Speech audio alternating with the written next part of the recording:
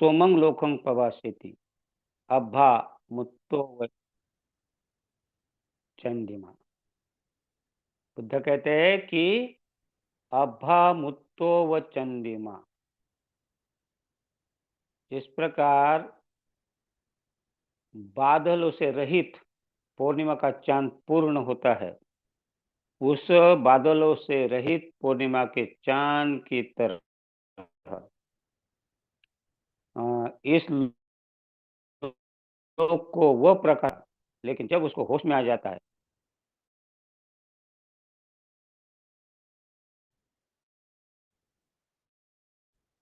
तब तक वो बेहोश रहता, लेकिन जैसे ही उसको होश आता है इस लोक को प्रकाशित करता है, अर्थात इस लोक को वह उपदेश देता है, वचन अपने सुनाकर अपने बुद्ध के धम्म के अनुसार वो सोतापत्ति से लेकर अरहत तक की शिक्षा देता है, प्रकाशित करता है। इतना अच्छा ये गाथा है, चांद का उदाहरण दिया है उसमें। और जिस प्रकार चांद धीरे धीरे धीरे टुकड़े में बढ़ता है, एक दिन पूर्ण होता है, तो ऐसा ही हम लोग, भले ही हम एक दिन अंधेरा रहता है अमावस्या का, अज्ञान अंधकार जो हमारा रहता है, लेकिन कोई अगर हम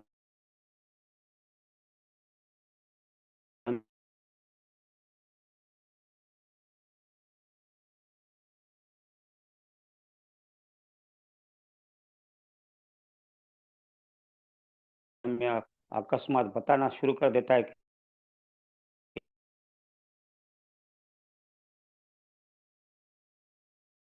कि आओ वर्ग में, आओ शिविरों में, शुरू करता है, इतनी बड़ी गाथा।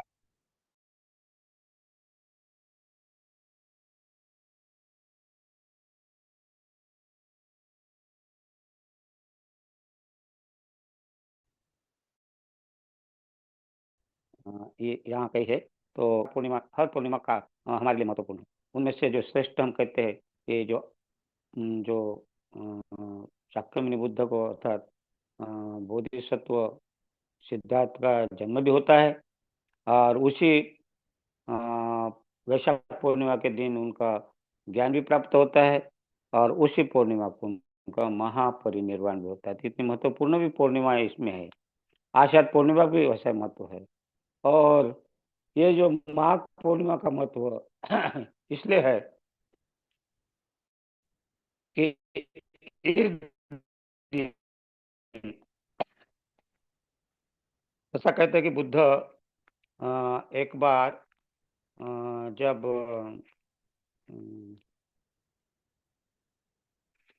वृक्ष के नीचे बैठे थे,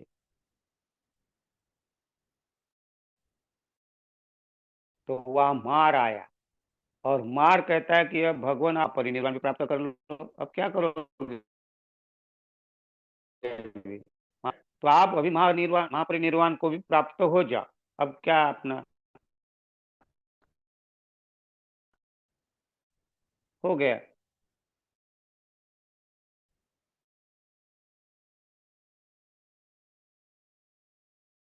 तो बुद्ध क्या कहता है, कप्पा,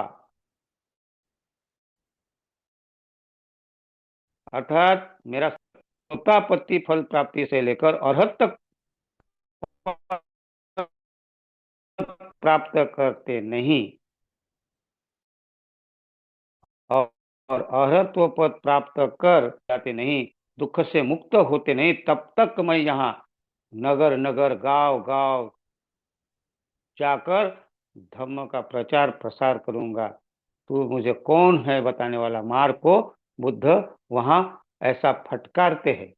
अजपाल वृक्ष के नीचे बैठकर बुद्ध को बरगला निकले आता है वो, और फिर बुद्ध का वाणी सुनकर वो भाग जाता है। अर्थात बुद्ध कहते हैं जब तक मेरे शिष्य होते नहीं तब तक। तो फिर ऐसे ही करते करते करते उनका जो अभी जो आखिरी जो माघ पूर्णिमा का दिन रहता है, माघ पूर्णिमा के दिन, अर्थात जब 80वां वर्ष चालू रहता है बुद्ध को, 80 वर्ष, तो उस समय मार आता है माघ पूर्णिमा के दिन। फिर बुद्ध को याचना करे, अब तो हो गया भगवान, आप तो कहे थे कि जब तक हमारे औरत ने होते भिक्षु भिक्षुनिया उपासक उपासिका श्रोता मूर्ति फल से लेकर औरत तक नहीं होते। अब आपके तो बहुत सारे हो गए अभी। आपका काम हो गया, अब आप महापरिनिर्वाण को चले जाओ। तो बुद्ध कहते ठीक है, अब मैं चाहूंगा। बुद्ध को बोल देते हैं कि अब तू कहता है ठीक है, अब मैं चला जाऊंगा। और उस समय बुद्ध ने वो माघ पूर्णिमा वैशाली जो कहते हैं ना हम लोग, आखिरी के दिनों में, फिर वहां से तीसरा महीना जो घोषणा करते हैं ना वहां से, तो आपको पता होगा फिर वहां कि 3 महीने के पहले घोषणा की थी भगवान बुद्ध ने कि मैं अमुक अमुक पूर्णिमा के दिन इस शरीर को छोड़ दूंगा। और जब ये ऐसा कहते हैं कि आनंद को कहते हैं, आनंद मैं आज से 3 माह के बाद इस शरीर को छोड़ मत जाइए भगवान, आप रुकिए भगवान, आप कम से कम एक कल्प तक रुकिए, अभी मत जाइए आप। और वो रोना गाना गिड़गिड़ाना शुरू कर दिया आनंद ने। तो बुद्ध क्या कहते हैं, आनंद गलती तो तूने की है, इशारा किया कि मैं जाने से 8 बार, कम से कम 8 से 9 बार मैंने तुमको इशारा किया कि मैं जाने वाला हूँ। इशारे से कहा कि अब मैं महापरिनिर्वाण होने जाने का 2 बार तू बोल देता कि नहीं भगवान रुक जाइए, तो मैं रुक जाता। लेकिन अभी आप अभी करे हो, इतना समय मैंने तुझे दिया और तूने गलती की, तूने नहीं कहा। नहीं नहीं भगवान, मुझे समझ में ही नहीं आया था। हाँ, मैं समझा ही नहीं, लेकिन अभी याचना करता हूँ भगवान आप रुक जाए। नहीं, भगवान बोले, भगवान कभी झूठ नहीं बोलते, वचनों के पक्के होते हैं। और वो वचनों के पक्के इसलिए होते हैं आनंद कि मैंने मार को शब्द दे दिया।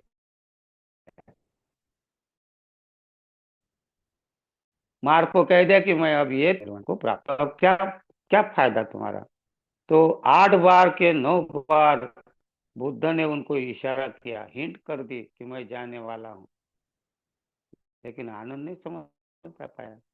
अब आप यहाँ अंदाजा लगाइए, कोई किसी को रोकता नहीं है। भगवान बुद्ध को मालूम था, लेकिन लेकिन आनंद जो है, आनंद चुप गए। आनंद को ये समझ में ही नहीं आया। क्यों नहीं समझ में आया? क्योंकि ये जो मार होता है ना, ये मार बहुत खतरनाक होता है।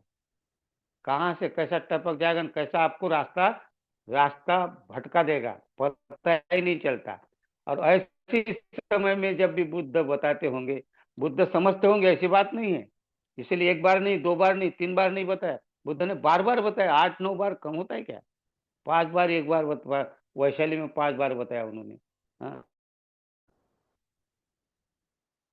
अरे ये क्या हो गया? हाँ, sorry। तो आनंद ने ऐसा, आप आनंद अपने को प्रवचन इशारा पर कर दी। कंसंट्रेशन रखिए नागरतन जी, मैं कर लूंगा, एडमिट नहीं करना आपको कुछ। तो इस प्रकार वो आनंद जी जो है उनका उपाय कौशल है देखिए, लेकिन उसको बुद्ध ने उनकी बात नहीं मानी, क्योंकि बुद्ध ने मार को शब्द दिया था। और फिर वहां से 3 माह, तीसरा माह शुरू था। 3 माह के पश्चात बुद्ध ने जो घोषणा की, हमारी घोषणा हमारी घोषणा और बुद्ध के घोषणा में बहुत फर्क होता है। बुद्ध ने जिस समय, अगर कोई डॉक्टर भी कहेगा कि ये कुछ दिन का साथी है, तो भी तारीख नहीं निश्चित बता सकता कि ये दिन में मरेगा। कोई डॉक्टर नहीं बता सकता, कोई नहीं बता सकता। लेकिन बुद्ध ने वो बताया कि मैं महापरिनिर्वाण को उस अमुक अमुक तीसरे पहर में मैं इस शरीर को छोड़ूंगा। तो उन्होंने उसी दिन जो शब्द दिया, बुद्ध कभी झूठ नहीं बोलते। और इसलिए आनंद को चाहे कितना भी दुख हुआ, पश्चाताप भी हुआ, लेकिन कोई फर्क नहीं पड़ता। ऐसा धड़ाधड़, हाँ, ढस ढसा रोते रहे वो जब, लेकिन क्या करेंगे? क्योंकि एक कल्प तक अगर रुकने के लिए कहते तो कितने दिन रुकते बुद्ध? शायद एक कल्प बोलते तो आज हम जो बैठे ना, ये एक कल्प के अंदर आ जाता था, अब कल्प और आगे चलता। तो बुद्ध इतना पावर भी था उनको, ऐसे नहीं कि कोई पावर नहीं था, लेकिन मार के पहले इन्होंने कहा नहीं। मार मार ने उसको 2 बार, हाँ, 2 बार उन्होंने उनको, बुद्ध को कहा कि अब छोड़ दो, महापरिनिर्वाण को जाओ, लेकिन वो बुद्ध ने पहली बार फटकार दिया था। है ना। ते अपमत्ता, क्या म्हणते, ते अपमत्ता, जब तक मेरे शिष्य, ते अपमत्ता पहितत्ता, मम शासन, हाँ, मम शासन, मेरे शासन में जब तक होश में नहीं आते, तब तक, जब तक श्रोतापन्न से लेकर हरत तक नहीं होते, तब तक मैं यहाँ नगर नगर, हाँ, रट्ठा रट्ठंग विच्चरिष्टंग, हाँ, रट्ठा रट्ठंग म्हणजे एक राष्ट्र से दूसरे राष्ट्र, एक गांव से दूसरे गांव, एक नगर से दूसरे गांव नगर, ऐसा मैं कार्य करते रहूंगा। और बुद्ध ने सही में मामूली बात है क्या उनके कार्यकाल में। और फिर भिक्षु, भिक्षु ने कितने श्रोतापन्न, कितने सकृतागामी, कितने अनागामी बने होंगे, हाँ, कितने उपासक उपासिका। तो इसीलिए ये माघ पूर्णिमा जो कहते हैं बड़ी महत्वपूर्ण थी। उस दिन उन्होंने घोषणा की, और वो घोषणा जो कहते हैं कि धीरे धीरे वहां से निकले, फिर वैशाली नगर में आए। वैशाली नगर वालों को मालूम हो गया कि बुद्ध अब नहीं रहने वाले हैं, उनको भी बड़ा, वो छोड़ना ही नहीं चाहते थे बुद्ध को, ऐसा कहते, लेकिन बुद्ध रुकने वाले नहीं थे। तो उनके साथ साथ कई दूर तक आए वो वैशाली के लोग बुद्ध को छोड़ने के लिए। आखिर एक समय ऐसा आ गया, कितने दूर आए होंगे वो वहां से, हाँ, तो उसमें मुझे याद नहीं आ रहा, लेकिन वो ऐसा कहते हैं कि बहुत, एक दो योजन, मतलब बहुत सारा 10 किलोमीटर के आगे तक उन लोग पैदल पैदल उनके साथ में आए थे। और उसके बाद में बुद्ध ने वो भिक्षा पात्र जो था अपने पास, वो भिक्षा पात्र वैशाली नगर के लिच्छवी लोगों को दे दिया। और अब मैं इसके बाद में ये शरीर छोड़ने वाला हूँ, तो मेरे तरफ से उन्होंने भिक्षा पात्र संभाल कर रखा, उन्होंने फिर उनके ऊपर स्तूप भी रखा, आपने पता होगा। तो कहने का मतलब, फिर वहां से बुद्ध वो जाकर पावा नगरी के वो 2 शाल वृक्ष के नीचे, और वही जगह इसलिए चुनी थी उन्होंने। क्या चुनी थी वो जगह? इसलिए चुनी थी जो जगह वो, कि जगह वो इसलिए चुनी थी कि वहाँ अनेक बुद्ध का, हाँ, बुद्ध भी, अनेक बुद्ध वहाँ महापरिनिर्वाण को गए। और इस बुद्ध की वहाँ नगरी थी, वहाँ बहुत बड़ा कुशावती नगर, उनका जो कुशावती जो कहते हैं हम लोग, वहाँ एक बहुत बड़ा अ, अ, सुदर्शन नाम का राजा था उनका। और वहाँ बहुत चक्रवर्ती राजा ने वहाँ राज्य किया, और वहाँ सिंहासन था उनका, सुदर्शन नाम के एक राजा का, जो सम्राट कहते थे। तो वही जगह चुनकर वही उन्होंने महापरिनिर्वाण को प्राप्त किया। तो इस प्रकार ये माघ पूर्णिमा का धीरे धीरे वहां तक महापरिनिर्वाण दिन तो बाकी है अभी, वैशाख पूर्णिमा आने वाली है, लेकिन वो वहां से निकल पड़े 3 महीना तक, रुकते रुकते पूर्णिमा का दिन बहुत ही महत्वपूर्ण है हमारे लिए। तो हम अब पिछले बार कहते हैं कि पूजा रहे पूजे तो बुद्धे दिवस सावके, पंच समति कंते 3 शोक, शायद आज भी पूरा नहीं हो पाएगा। 3 शोक, ते तादि से पूजय तो निभुते अकुतो भय, कि क्या, जिन्होंने निर्वाण प्राप्त किया है, और जो भयरहित हो गए, जो भयरहित हो गए, जो ने निर्वाण प्राप्त किया, ऐसे ऐसे शिष्यों की, ऐसे श्रावकों की पूजा करना चाहिए। बुद्ध कहते तेतादि से पूजय तो, बड़ा मतलब बहुत ही सुंदर है। लेकिन कभी कभी क्या है, कुछ कुछ बातें ना बड़ी ऊपर से जाती है। जैसे कि कल प्रज्ञा रश्मि जी ने बहुत ही सुंदर बात कही थी, लेकिन अटका दिया था प्रेमलाल जी ने, है ना। अब उनको पंचस्कंद क्या है, और पंचस्कंद, और इधर आत्मा का ये कैसा, तो बहुत सारी बातें क्या होता है, हमें पता नहीं है, हमें अध्ययन करना पड़ेगा श्रवण। जब तक हम श्रवण नहीं करते ना, तो हमें पता है नहीं चलता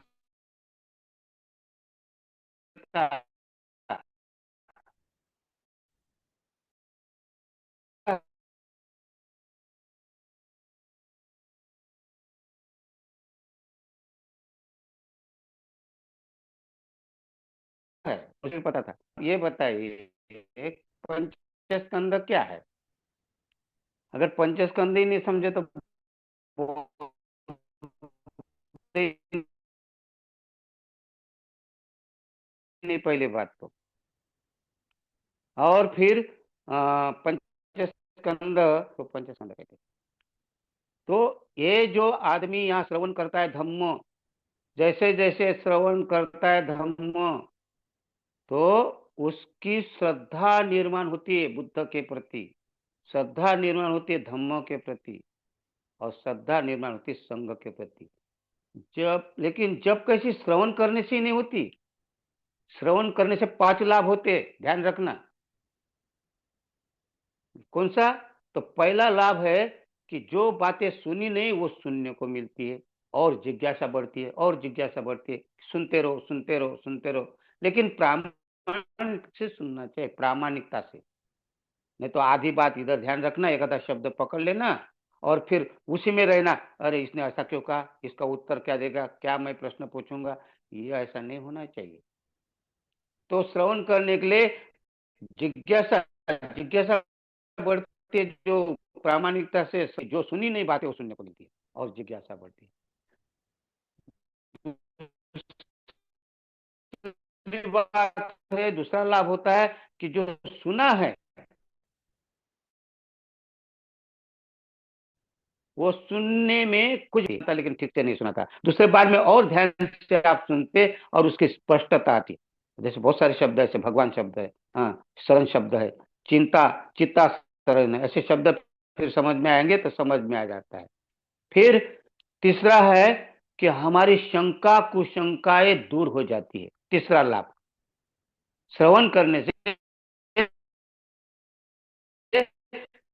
शंका कुशंकाएं दूर हो जाती है। और चौथा है, हमारे दृष्टिकोण बदलना शुरू हो जाते हैं। हमारे दृष्टिकोण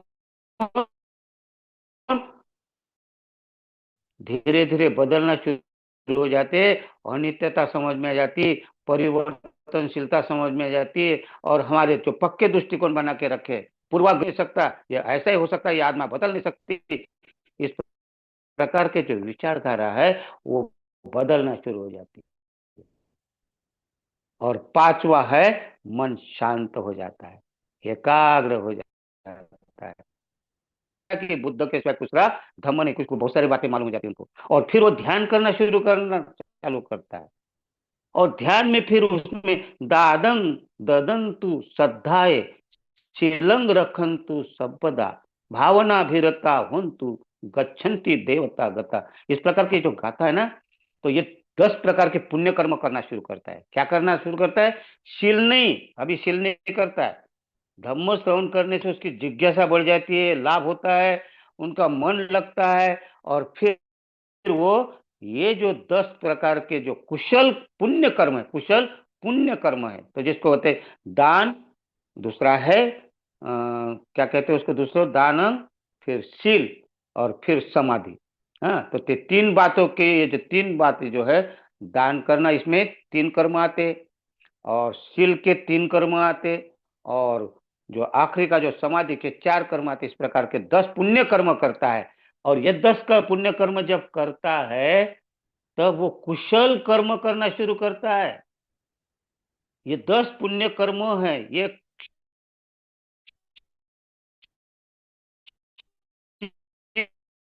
नहीं है जो करता है। और जब तक ये करेगा नहीं ना कुशल कर्म, तब तक ध्यान नहीं लगेगा। ध्यान रखना। हम कहते हैं ना, बहुत सारे लोगों को सवाल रहता है, मेरा ध्यान नहीं लगा, मेरा पैर दुखता है, मेरे पेट कमर दर्द देते हैं, मेरा कमर दर्द देता है, मेरा गर्दन दर्द देता है, मेरा हाथ खुल जाता है, ये सब, और मेरा श्वास जाता है तो मैं श्वास भूल जाता हूँ, फिर श्वास किधर है ये पता नहीं चलता। ये सब क्या होता है कि हम 10 कुशल कर्म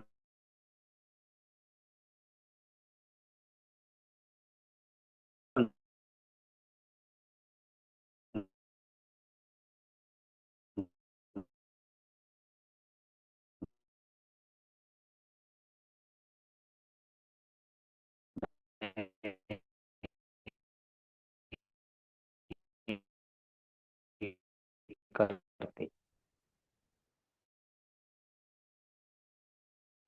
जब हम लोग करेंगे नहीं और ध्यान में बैठ जाएंगे, आपको अपने आप को चेक करना है, कहाँ मैं, मेरी काया कहाँ बदलती है, कहाँ मैं काया में हिंसा कर रहा हूँ कि प्रेरित प्रेरित कर रहा हूँ, वाचा से कर रहा हूँ कि मन से कर रहा हूँ। आपको चेक करना पड़ेगा, कहीं ना कहीं हम लोग फिसलने वाले हैं उसमें, और इसीलिए हमारा ध्यान नहीं लगता। लेकिन इसके बावजूद भी जिसका ध्यान लगता है, हाँ, ये 5 कर्म एक के हो गए, मैंने 5 या 15 कर्म, और 15 ऐसे 5 शील है जिसको अदिन्ना दाना कहते हैं। जैसे ये जो सुरा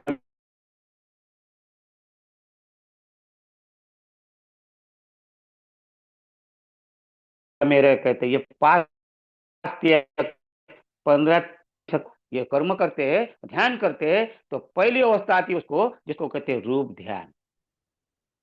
और रूप ध्यान जब करते हैं आप, तो यहाँ रूप ध्यान में आपको, जब आप मर जाते रूप ध्यान में, पहला ध्यान, दूसरा ध्यान, तीसरा ध्यान और चौथा ध्यान जब करते हैं आप, तो आप वहां, अगर चौथा ध्यान होकर रूप ध्यान के समय आप मर जाते हैं, तो फिर मरने के बाद फिर आपका जन्म होता है, जिसको हम पुनर्भव कहते हैं।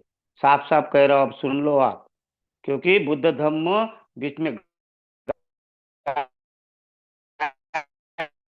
था, इसलिए कुछ भ्रमित है लगता है क्या हम लोग यहाँ ऐसे है क्या? मैं यहाँ ऐसा ही नहीं हूँ। मेरे पिछले जन्म के मेरे कर्म है करके मैं आपके सामने बैठा हूँ। आप सुन रहे हैं, पिछले जन्म के कर्म है आपके, इसलिए आप बैठे हैं। अगर ये नहीं होता तो क्या का पाप न क्या पुण्य न क्या, ये कोई जरूरत पड़ती क्या? अगर जन्म आ गए हम, और जन्म आने के बाद में हम मर गए, वैसे तो कोई मतलब रहता क्या? नहीं। हमारा जो जन्म हुआ ना, कर्म के कारण हुआ है। हमने जैसे कर्म किए उसके समान वो जन्म मिलता है। और इसीलिए अभी जो ये जो रूप रूप ध्यान करते करते कोई अगर रूप ध्यान पूर्ण किया, तो उसको उपाधि दी गई।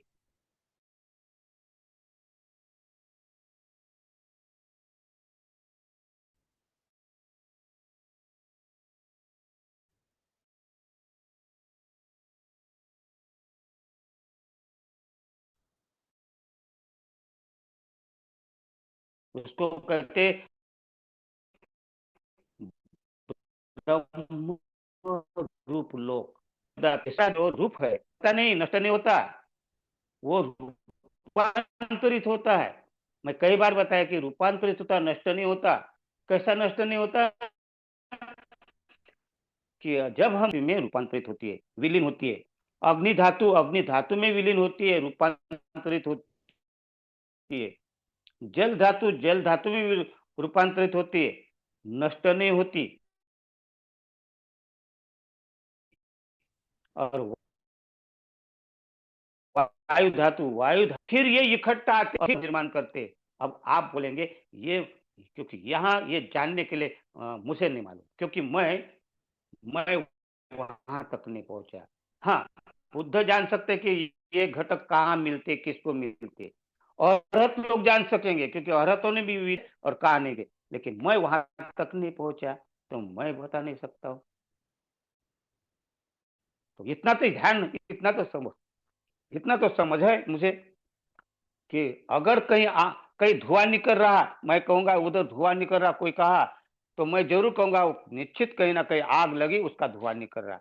इस प्रकार मुझे जानकारी है कि जन्म होता है, लेकिन कहाँ होता है, किसका होता है, ये मैं जान नहीं सके, ये बुद्ध ही बता सकते।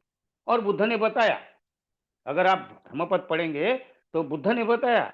वो प्रज्ञा रश्मि जी जो बताया ना, वो गलत नहीं बताया, लेकिन उनको बताने के समय अब उनको थोड़ा सा विश्लेषण करने का टाइम लग सकता है ना। कोई भी नहीं बता सकता, क्योंकि इसमें भी उलझन ले नहीं डालना चाहते हम। लेकिन पंचस्कंद का पहला जो रूप स्कंद है, ये मरता नहीं, घटक के रूप में, 4 घटक में रूप, माने पृथ्वी जल वायु अग्नि, 4 घटक रहते। वेदना, संज्ञा, संस्कार, विज्ञान, ये 4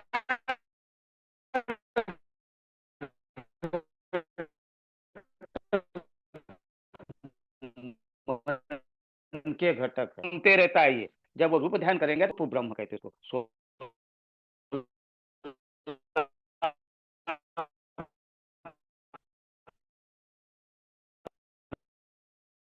प्रकार के है,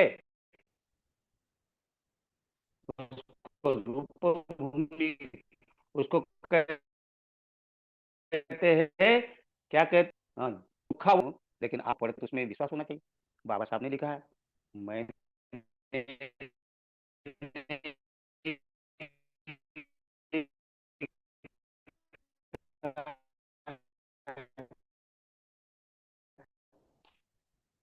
हाँ, रूप ब्रह्म लोग जैसा हमें उसमें 16 प्रकार के रूप होते, कौन से देव रूप में जाते हैं, कौन से रूप में जाते हो, वो हमें पता नहीं, लेकिन वहां जो 16 रूप में जो जाते हैं तो उनको कहते हैं, 5 ऐसे रूप उसमें है कि उसको कहते हैं सुखावती लोक कहते हैं उसको।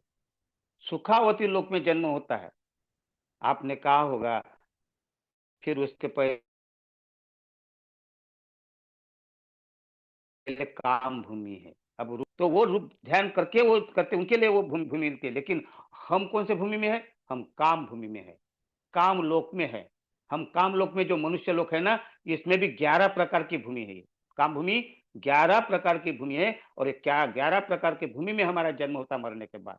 तो हमारा जन्म कैसा होता, हमने तो 75 शील बताए अभी, एक शील का 5 किया, 15, 5 शील का 5 शील का 315 का 5, और 5 तिया 15 तिया, 15 तिया कितना होता है, 45, 15 तिया 45 शील होता है।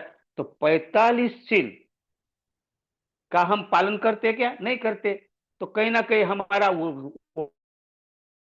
उगड़ छाप चालू है। हम कभी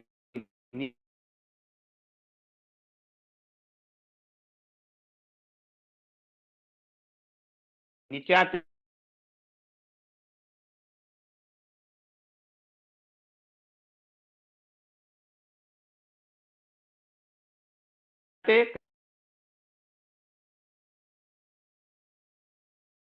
कभी ऊपर जाते, कभी नीचे आते, कभी ऊपर जाते। हमारे उगड़ छाप चालू रहती है। हम ऊपर नहीं करते तो हम मरते फूले शब्द, एक एक शब्द अगर पढ़ेंगे तो। लोक विदु, लोक विदु कहाँ है ये शब्द, किसको कोई समझा के नहीं देता है। मेरे पीछे के प्रवचन अगर देखेंगे यही दिल्ली केंद्र में, तो आपको मैत्री रत्न वंदना में काफी अच्छा विश्लेषण किया है। लोक विदु का अर्थ क्या होता है कि लोक का रहस्य बुद्ध जानते हैं। प्रत्येक लोक का रहस्य जानते हैं, एक नहीं, दो नहीं, चार नहीं, पांच नहीं, 31 लोक है। 31 लोगों में से 16 जो अभी देवभूमि में बताया मैंने, ब्रह्म भूमि में, और उसके बाद में 4 जो है अरूप भूमि है। अगर वो अरूप ध्यान करना चालू करते, ये रूप ध्यान हो गया, प्रथम ध्यान, द्वितीय ध्यान, तृतीय ध्यान, चतुर्थ ध्यान हो गया, उसके बाद में अरूप ध्यान शुरू हो जाता है। तो उसमें 4 अरूप ध्यान है। तो उसमें उसमें अगर उसकी मौत होती तो वो अरूप भूमि में, अर्थात अरूप ब्रह्म भूमि में जन्म होता है, उनका निर्माण होते हो। तो आपको बताया कि जो रूप लोग कहते हैं रूप ध्यान, आलार कालाम को यह ध्यान प्राप्त था, लेकिन श्रोतापन्न नहीं था, ये भी ध्यान रखना। रूप ध्यान तक ही उसकी सीमित थी। तो इसलिए आलार कालाम नाम का जो सिद्धार्थ गौतम उनके पास में सीखने के लिए गया, तो उन्होंने रूप ध्यान की शिक्षा दी थी बुद्ध सिद्धार्थ गौतम को, और वो आगे नहीं बढ़ा था, श्रोतापन्न तक नहीं हुआ था। हाँ, इसलिए कहता हूँ श्रोतापन्न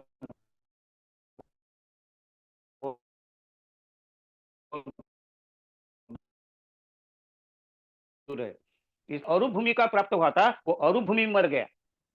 तो सिद्धार्थ गौतम ने उदक राम पुत्र से अरूप भूमि में, तो 4 भूमि है, उसको कहते हैं, पहला अरूप भूमि को बोलते आकाशानंचायतन, दूसरी जो अरूप भूमि है विज्ञानानंचायतन, तीसरी अरूप भूमि है नेव संज्ञाना संज्ञायतन।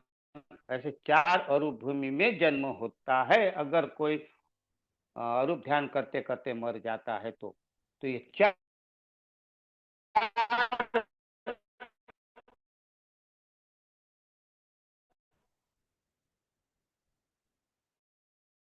भूमि मन 4 अरूप भूमि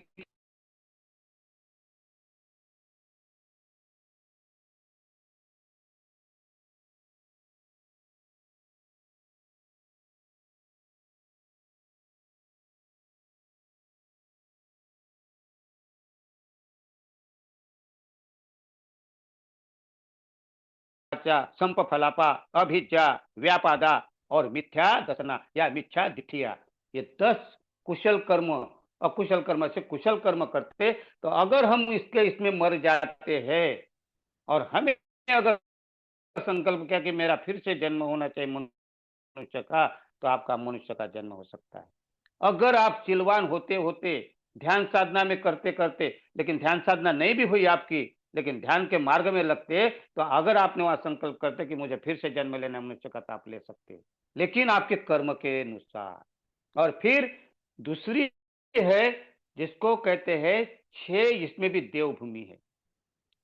अगर आपको 10 शील का पालन करते करते ध्यान करते करते प्रथम ध्यान में जा रहे, ऐसे ध्यान आपका बढ़ते बढ़ते अगर आपने श्रोतापन्न मार्ग पर लगे हैं और आपकी मृत्यु हो जाती है, तो आपको 6 लोक में जन्म होता है, जिसको कहते हैं 6 देवता। तो आपने नाम भी सुने होंगे, आपने कहा नाम, एक नाम सुना होगा जरूर, बुद्ध और उनका धम्म पढ़ा होगा। तो बुद्ध और उनके धम्म में कहते कि महामाया जी को स्वप्न पड़ा था, सिद्धार्थ गौतम के माता को स्वप्न पड़ा था, और सपने में चतुर महाराजिक लोग आए थे। तो चतुर महाराजिक उसमें से एक देवलोक है। ऐसा ही नहीं सपना पड़ा, हमको पड़ता है क्या, आपको पड़ता है क्या ऐसा सपना? उसके लिए ऐसा परिपक्व होना पड़ता है, ध्यान करना पड़ता है, आचरण करना पड़ता है। हाँ, बहुत मेहनत है, 45 शीलों का पालन करना पड़ता है, तब आपका मन शुद्ध होता है। भले ही ध्यान नहीं हो, लेकिन शुद्ध होता है, तब ऐसे समय में आपको ऐसे सपने आते। ऐसे नहीं तो हमारे तो कोई चोर आएगा, कोई डाकू आएगा, कोई सांप आएगा, हम तो ऐसे में रहते हैं ना। हाँ, हम जो दिन में देखते हैं वही सपने में आता है हमारे। तो ये ऐसा नहीं है।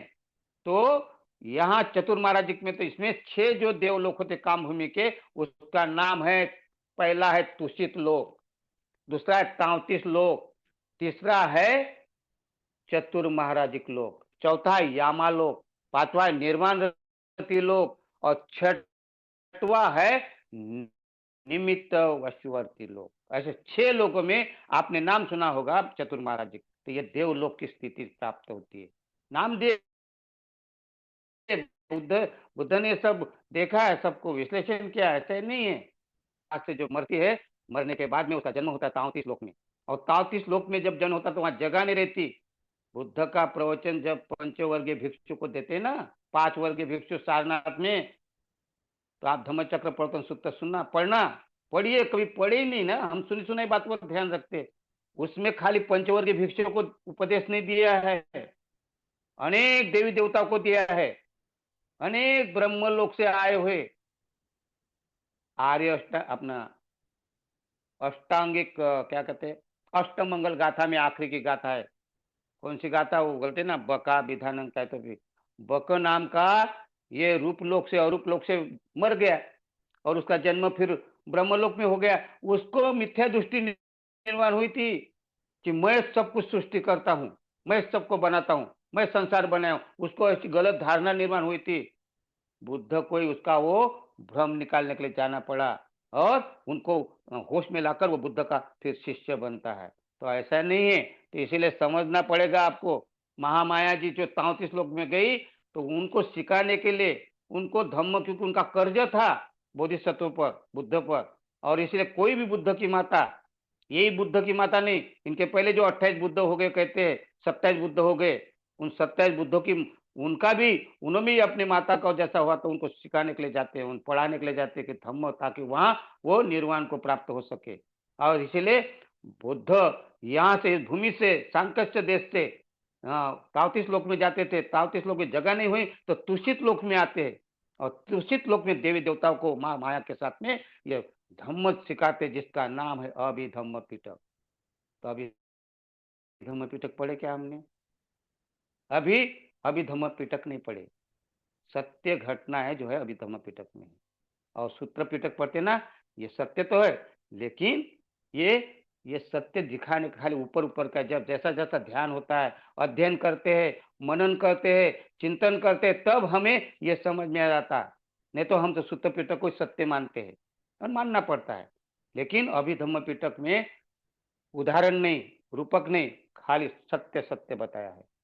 और इसमें रूपक देकर, लोगों को समझाने के लिए, हाँ, उदाहरण देकर, कथा कहकर, कहानी कहकर हमें धम्म बताना पड़ता है। और इसीलिए इसमें ऐसे नहीं, तो इसलिए पूजा करते, पूजा क्यों करते हम लोग? ऐसे नहीं करते बुद्ध की पूजा, कि उन लोग जो इतने सारे लाखों लाखों लोग हो सकते थे अरहत, जो उन्होंने पूजा करते थे बुद्ध की। मैं इसका और भी अगले हफ्ते में इसका पूरा करूंगा पूजा क्या है। लेकिन इतना समझना है अपने को कि बुद्ध ऐसे ही नहीं जाते वहां तक, है ना। हम लोग कहते लोक विदु अनुत्तरो, अनुत्तर में सबसे श्रेष्ठ ऐसे।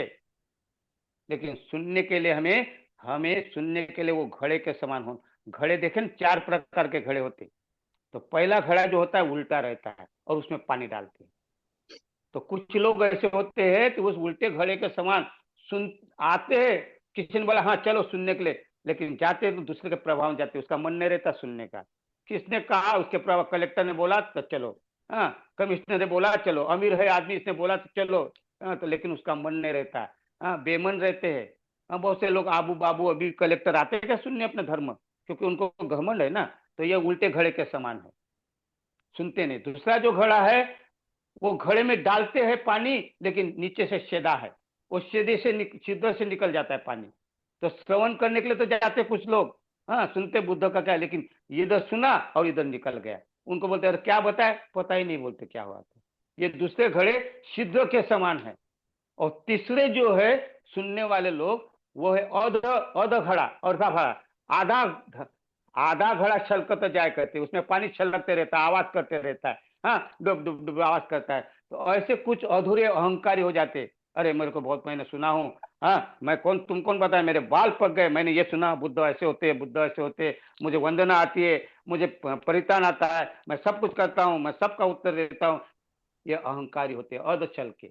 लेकिन एक जो घड़ा होता है साबुत होता है, कहीं छेदा नहीं होता है, कहीं आधा नहीं भरा, पूरा भरा रहता है, वो छलकता भी नहीं, आराम से रहता है। तो ऐसे कुछ ज्ञानी लोग सुनते सुनते घड़े के समान, चौथे घड़े के समान सुनते, वही पूरे जाते, वही आगे जाते हैं, और वो ही श्रद्धावान होते। तो इसलिए श्रद्धा बल वहां निर्माण होता है, जब श्रोतापत्ति फल प्राप्त होता है वहां श्रद्धा बल निर्माण होता है।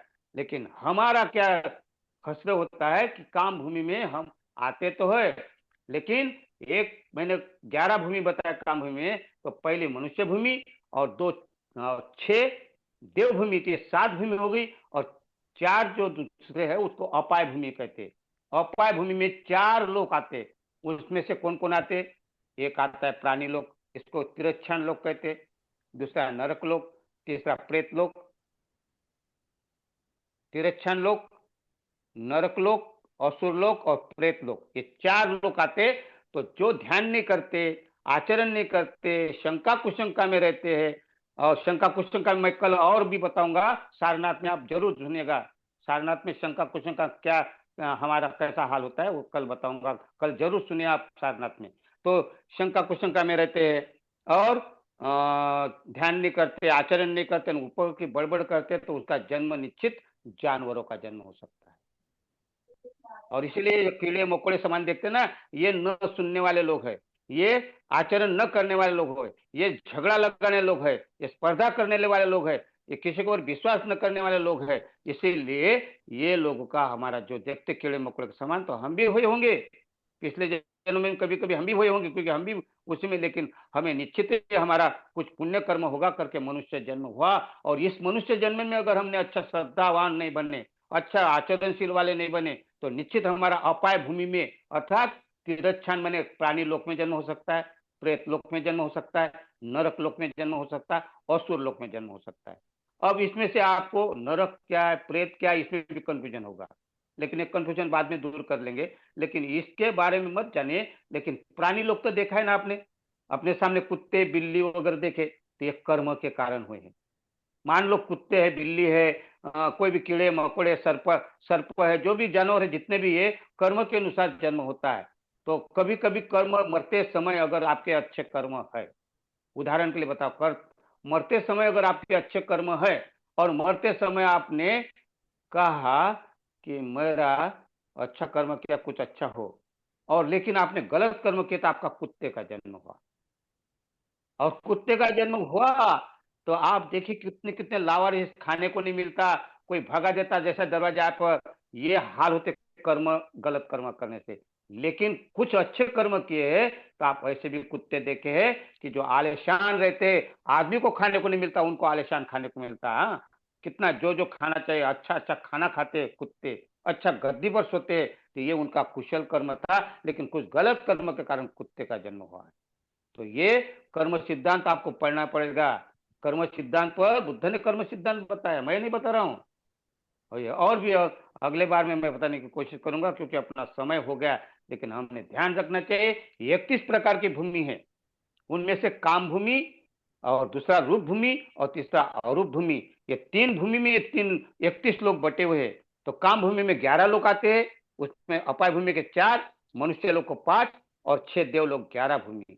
फिर रूप भूमि में 16 देवलोक आते हैं, जिसको रूप ब्रह्म भूमि कहते हैं, या रूप ब्रह्म लोग कहते हैं। उसमें 16 प्रकार के लोग आते हैं, नाम बताऊंगा, बहुत बड़ा है। उसके बाद में 4 अरूप भूमि आती है। इस प्रकार 31 लोगों का बुद्ध को ज्ञान होता है।